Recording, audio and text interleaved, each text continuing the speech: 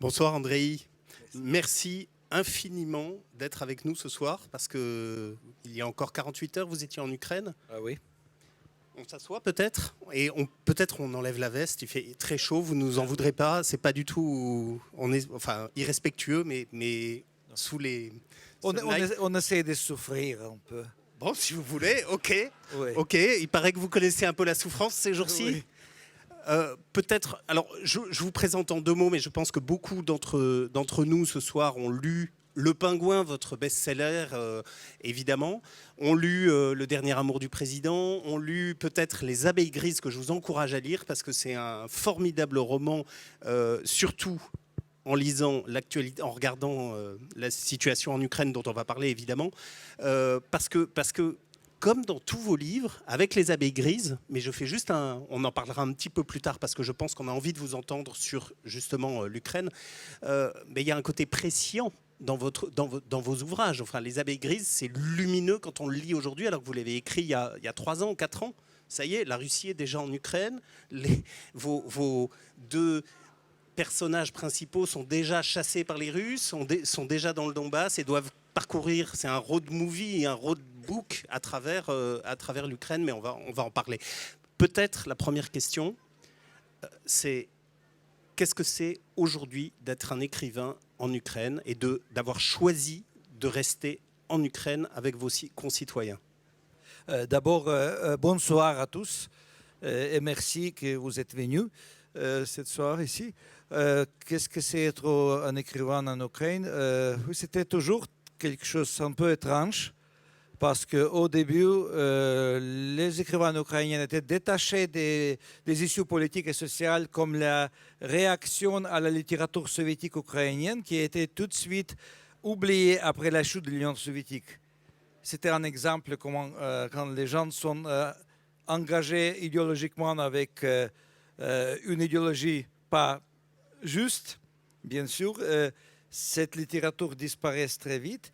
Et peut-être à cause de ça, la nouvelle littérature était complètement différente. Bien sûr, on a eu un vacuum au début.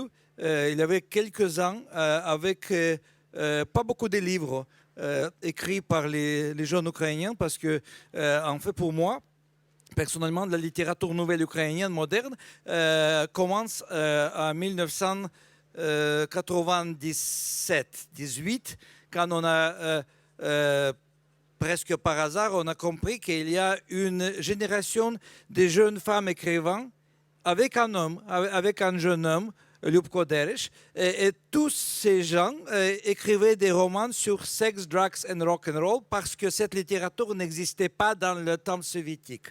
Et donc il fallait rattraper un peu oui, ça. Oui, on a rattrapé ça en ukrainien. Accéléré. Oui, et après ça, la littérature était toujours très dynamique, beaucoup plus différente de la littérature russe post-soviétique, parce que la littérature russe restait dans la tradition russe classique. C'est-à-dire, chacun a essayé à écrire un nouveau grand roman. Il faut dire qu'il y a... Oui, avec beaucoup de philosophie, beaucoup de mythologie, beaucoup de références intellectuelles adressées dans le passé. Et les Ukrainiens étaient, on peut dire, plus efficaces dans l'écriture des romans courts, très dynamiques, avec le style très vivant. Et une autre chose, c'était le moment quand... la langue ukrainienne reprit ses positions, reprit sa position comme la langue officielle d'État. Et bien sûr, la langue était suppressée beaucoup de fois. En fait, il y avait 40 lois au 19e siècle pour interdire l'usage des langues ukrainiennes. Pendant le temps soviétique, il y avait des situations différentes, mais en fait, la langue ukrainienne était poussée des grandes villes dans les campagnes. C'était percevait comme la langue des paysans. Oui, d'accord. Mais alors, attendez, on va revenir sur ce dynamisme extraordinaire de la littérature ukrainienne dans l'espace post-soviétique et dont vous êtes un des acteurs, sur la libération de la langue ukrainienne et sans doute à travers, pas forcément vos livres, parce que vous écrivez en russe et vous allez nous expliquer ce que c'est que d'écrire en russe, d'être officiellement un russe, mais un ukrainien aussi, etc. On va parler de toutes ces problématiques identitaires, mais la question c'était qu'est-ce que c'est aujourd'hui d'être un écrivain sous les bombes, comment vous vivez concrètement en tant qu'écrivain ce que nous, en tant que citoyens observateurs, notre effroi en regardant ces images, en regardant ce qui se passe en Ukraine, comment vous, avec votre position d'écrivain, vous arrivez à le vivre? Est-ce que vous le vivez comme un Ukrainien comme les autres, ou bien d'abord comme un écrivain? Et peut-être, qu'est-ce que ça fait surgir chez vous? Quel type de, peut-être, de nouvelle littérature aussi ça va nourrir dans le futur? Oui, vous avez posé 30 questions. Je vais essayer de répondre aux 5 de ces 30 questions. D'abord, je crois que le temps à écrire de fiction est fini. Parce que j'ai commencé un nouveau roman avant la guerre et j'ai arrêté tout de suite le 24 février. On peut dire à 5 heures du matin, quand moi et ma femme étaient réveillés par les sons des explosions à Kiev. Et je crois pour les écrivains ukrainiens, la fiction, maintenant, ce n'est pas quelque chose d'important. Bien sûr, il n'y a pas de marché de livres parce que c'est la guerre. Il y a quelques librairies qui sont réouvertes dans les derniers 3 jours. Mais les écrivains maintenant écrivent non-fiction, écrivent les textes pour les journaux, pour les sites d'Internet, pour la presse internationale, pour expliquer qu'est-ce qu'il passe en Ukraine, pour expliquer les raisons derrière cette guerre, l'histoire des conflits anciens entre l'Ukraine et la Russie. Et bien sûr, autrement, il y a des écrivains qui sont comme les soldats sur la front. Il y a des écrivains qui sont réfugiés en Pologne et dans l'Ukraine d'Ouest. Il y a beaucoup d'écrivains qui sont réfugiés la deuxième fois après 2014 parce qu'au début, en 2014, ils devaient partir de Donetsk, de Donbass, de Crimée et s'installer à Kiev, à Vinnytsia, à Lviv.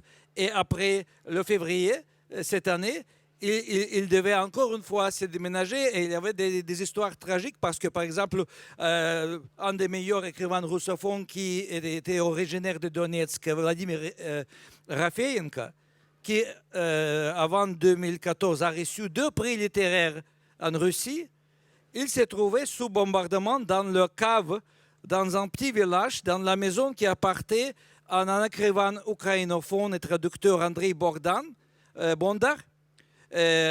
Avec des maisons détruites par les missiles.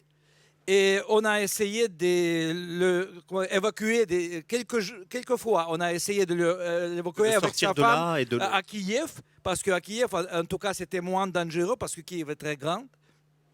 Et enfin, on a réussi. En fait, on a envoyé une voiture avec un chauffeur volontaire pour le récupérer. Le chauffeur a trouvé l'adresse et garé la voiture dans le cours de bâtiments privés. Et tout de suite, on a commencé à bombarder ce village à nouveau, les Russes. Et pour 2 ou 3 jours, ils restaient à 3 dans la cave. Mais après, ils sont partis pour Kiev. Et aujourd'hui, je pense Vladimir est à Lviv, mais je ne suis pas sûr parce qu'on ne sait pas qui est où. Parce que les gens qui partaient pour Lviv, ils faisaient des voyages à Kiev pour rattraper des choses, pour ramener des choses et répartis dans l'ouest du pays comme ça. Oui, on rappelle qu'il y a 5 millions d'Ukrainiens réfugiés à l'extérieur des frontières, oui. Mais il y en a au moins autant qui sont déplacés à l'intérieur du pays et qui sont partis. Oui, je crois 15 millions étaient déplacés. C'est ça. Donc sur un pays de 40 millions d'habitants. Donc vous imaginez le chaos que ça peut être. Oui. Et vous avez raison, beaucoup d'écrivains plus jeunes que vous l'êtes ont pris les armes pour défendre leur pays. Il y a un documentariste qui est mort il y a quelques jours, qui a fait un très beau film il y a sur quelques Mariupol, poètes et écrivains tués par les bombes, des journalistes. Car là-bas, quand on oui. va dans votre pays, on se rend compte que la population, quelle que soit la fonction des uns et des autres, défend, et ce n'est pas un mythe, défend son territoire. Et vous, d'une certaine manière, en restant en Ukraine, alors que vous aviez la possibilité, vous êtes invité dans le monde entier, puisque vous êtes sans doute l'écrivain le plus célèbre d'Ukraine contemporain, vous aviez la possibilité d'aller en Allemagne, en France, et on aurait été ravis de vous accueillir, mais c'est un choix politique.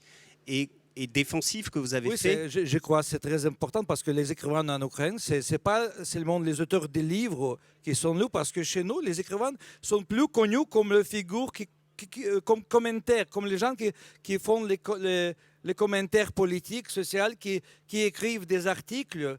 Parce que il faut être honnête, le marché du livre avant la guerre était très petit et il n'y avait que 2, 3, 4 écrivains qui pouvaient vendre plus que 10 000 livres. Mais normalement, les auteurs les plus connus peuvent vendre 1000, 1500 exemplaires par an. C'est-à-dire qu'il faut faire quelque chose en plus pour gagner pour la vie. Mais l'autre chose, les écrivains restent importants pour les gens qui lisent les sites des nouvelles, les journaux, et pas pour les intellectuels. Et comme vous, par exemple, vous prenez souvent la parole dans des émissions en restant en Ukraine, donc avec des systèmes de communication, dans des émissions comme à la BBC ou sur Arte, on vous voit fréquemment pour expliquer aux Français ce qui se passe en Ukraine et la complexité de cette guerre.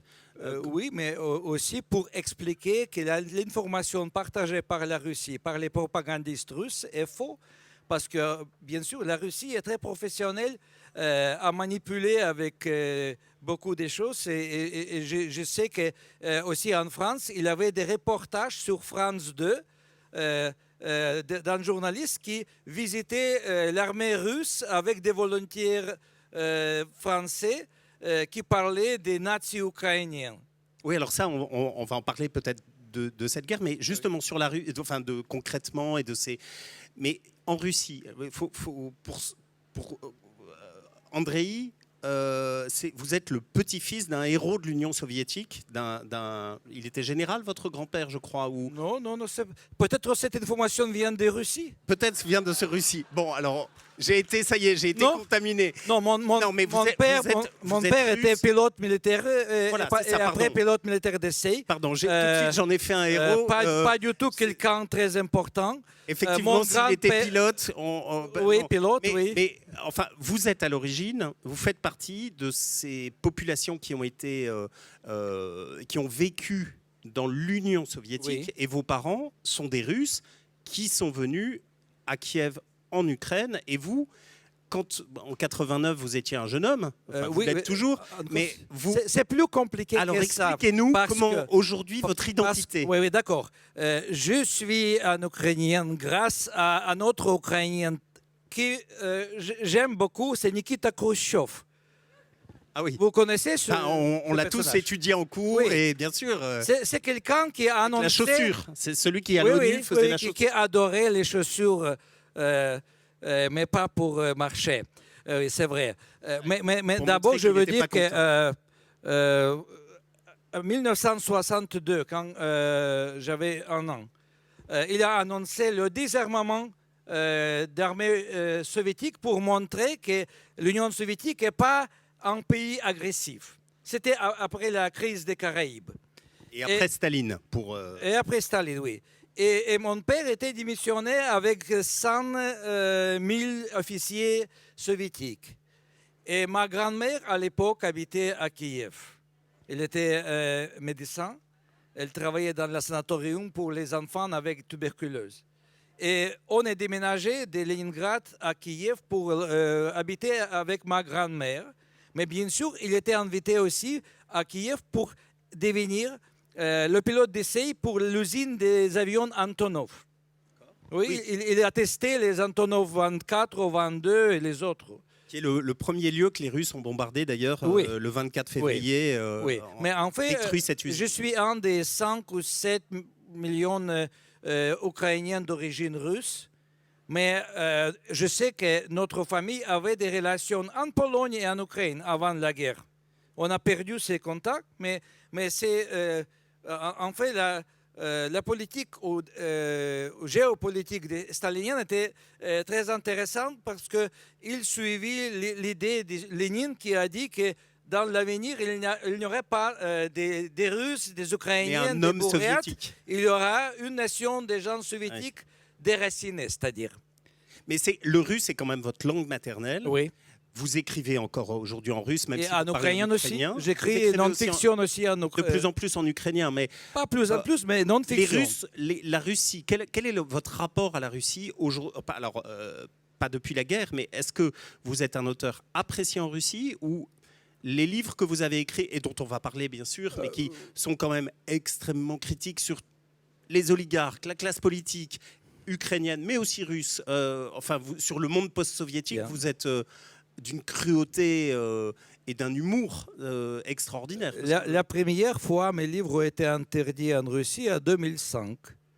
Après le salon du livre à Paris, où la Russie était l'invité d'honneur, et j'ai présenté le roman où il y a un personnage qui s'appelle Poutine. C'est le dernier amour du président. Et dans ce roman, en 2017, pour fêter l'anniversaire 100 ans des révolutions d'octobre, la Russie va occuper l'Ukraine. C'est bizarre. Ça C'est s'appelle bizarre. Il y a beaucoup de choses bizarres Madame dans le Irma littérature. en ukrainien, on dit comment? Parce que c'est ça, finalement, vous racontiez 10 ans Oui, avant, oui. 15 ans avant, Mais la situation. en 2006, mes livres ont été encore une fois réédités, réimprimés en Russie jusqu'à 2008. Et après, il était plus imprimé. Mon éditeur de Kharkiv, Folio, normalement exportait mes livres en russe pour quelques librairies à Moscou et à Leningrad. Et le 24 avril 2014, mes livres ont été arrêtés par les doyens russes et l'homme qui accompagnait le livre a été dit que cet auteur sur la liste noire. Et c'était fini, mais avant ça, il y avait beaucoup des articles négatifs sur mes livres et sur moi. Et on m'appelait russophobe et le traître de la culture russe. Et les livres ont été décrits comme les livres moches écrivés pour les étrangers. Et ça vous blessait dans votre âme, vous écrivez en russe, vous avez des amis russes, enfin vous aviez peut-être, vous allez nous dire si on peut rester amis avec, si vous faites une différence entre ceux qui ont décidé cette guerre et le peuple russe. Ça vous blessait déjà à l'époque? C'était quelque chose qui vous chagrinait ou au contraire vous aviez... Non. Peut-être en 2005, j'étais un peu surpris. Pas par l'interdiction, oui. Mais après, j'ai compris qu'est-ce qu'il passe parce que, en fait, les dernières fois j'ai visité la Russie, je parlais avec des gens en russe et je sentais que je parle avec des étrangers ou avec des représentants des galaxies éloignées. Et j'ai compris que la langue, ce n'est pas une chose, un instrument pour communication de la même langue. Parce que la mentalité et l'attitude à vie est plus importante. Alors, il y a le rapport à la Russie, où vous n'étiez pas en odeur de sainteté, on comprend, depuis 2005, et en Ukraine, parce que vous avez quand même allumé, pardonnez-moi l'expression, mais à peu près tous les présidents, à commencer par le président Kouchma, qui était ridiculisé dans vos livres, sans doute, enfin... Avec beaucoup de bonheur, on a tous découvert la vie politique ukrainienne sous votre plume, avec finalement, c'est Est-ce que vous avez beaucoup fantasmé la vie politique ukrainienne, ou est-ce que ce que vous avez raconté, parce que pour ceux qui ne connaissent pas les œuvres d'Andreï, il raconte souvent, pardon, je vais le faire court, mais des petits personnages de la vie de tous les jours qui se retrouvent embringués dans la grande histoire ou dans le monde politique général. Donc on a des gens très modestes et qui se retrouvent ballottés dans le chaos politique du pays, si je le fais très très court. Et donc, à cette époque, vers 2005, il y avait un président qui s'appelle Kouchma, qui a dirigé l'Ukraine pendant une dizaine d'années, 15 ans peut-être. Il a été Premier ministre, président. Enfin, 8 ans. 8 ans, voilà. Oui. Et vous avez fait beaucoup de vos livres en vous inspirant de la corruption, des arrangements. C'était un potentat post-soviétique qui faisait croire à une sorte de démocratie. Comment vous étiez perçu en Ukraine à cette époque-là? D'abord, bien sûr, ce n'était pas tous les écrivains, tous les intellectuels qui m'acceptaient comme un écrivain ukrainienne à cause de la langue russe que j'ai utilisée, et c'est toujours le cas, mais en fait, je suis le président de PEN Ukraine, c'est-à-dire que je suis accepté par les intellectuels. Ça, c'est aujourd'hui. La majorité. Ça, aujourd'hui. Ça, c'est oui, aujourd'hui. Depuis 2018. Mais là, je pense que je suis très heureux de vivre en Ukraine, mais aussi de passer 30 ans de ma vie dans le pays skurril comme l'Union soviétique, parce que sinon, je ne pourrais pas devenir un écrivain. Parce qu'il y avait si beaucoup d'absurdités réelles. Et en fait, parfois, j'ai utilisé des situations complètement réelles dans mes livres. Et les lecteurs en Allemagne, en France, disaient « Oh, vous avez une imagination incroyable ». C'est pas moi. C'était pas moi. C'était la vie post-soviétique et la vie soviétique qui avait l'imagination incroyable. Mais j'ai développé ça. J'ai changé, j'ai déformé, j'ai joué avec cette réalité. Et ça, on vous en a voulu. J'imagine que les Oui. forces politiques ont essayé de faire pression sur vous pour que vous arrêtiez de raconter la réalité, finalement. Oui, mais j'avais beaucoup de problèmes aussi en Ukraine pendant Kuchma parce que, en fait, j'avais des problèmes avec quelqu'un qui pensait qu'il peut devenir le président d'Ukraine, Viktor Medvedchuk. Je ne pense pas que vous connaissez ce nom, mais c'est quelqu'un qui est maintenant dans la prison en Ukraine. C'est l'ami de Poutine le plus proche des Ukrainiens. Un homme avec une biographie en mélange de Goebbels et Machiavelli. Ah oui, c'est Oui, oui. effectivement. Oui, il faut peut-être le laisser en prison quelque temps. Il faut le garder là. Oui, oui, c'est ça. Mais bien sûr... Et donc on vous a menacé, je crois qu'au moment de Maïdan, vous avez été suivi, vos enfants ont été suivis. Enfin, Maïdan, début, c'est la révolution de 2014 où le pays a basculé, on va peut-être en parler aussi, parce oui. que c'est un moment majeur de la vie du pays. Mais on m'a menacé la première fois en 2001. Après, j'ai écrit un article sur la mort des meurtres des journalistes Georgi Gangadze. Parce que jusqu'à aujourd'hui, je pense que je sais la réponse, mais il n'y a pas officiellement de réponse. Mais en tout cas, c'était Medvedchuk et ces gens qui m'appelaient et m'a dit par téléphone que mes enfants seront orphelins, oui, en 2001.